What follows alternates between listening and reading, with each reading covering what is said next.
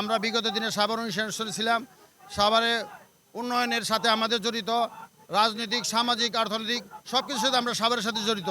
সেখান থেকে হঠাৎ করেই নির্বাচন কমিশনার দেখা যাচ্ছে ঢাকা 19কে কেটে ক্যানিগঞ্জ দিয়ে দেওয়া হয়েছে। ক্যানিগঞ্জ এইখান থেকে প্রায় 30 কিলোমিটার দূরে, আর সাভার আমাদের সাথে মাত্র 4 কিলোমিটার এবং পাশাপাশি। যদি বনগাঁও ধরি সেটা পৌরসভা এবং বনগাঁও একদম পাশাপাশি, সেম পয়েন্টে। সেই জন্য আমাদের দাবি, আমরা সাভারে ছিলাম, সাভারে থাকতে চাই। আমাদের পৌরসভা আমাদের অত্যন্ত কাছে, এখানে সকল সুযোগ সুবিধা আমাদের পূর্বপুরুষ এবং আমরা ভোগ করে আসতেছি।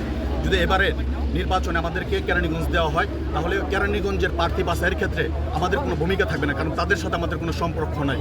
যদি সাভারের সাথে আমাদের সম্পর্ক রাখা হয়, এই আসনে 19এই রাখা হয়, তাহলে 19-এর সকল প্রার্থীর সাথে, সকল নেতৃবৃন্দের সাথে আমাদের একটা সুসম্পর্ক আছে।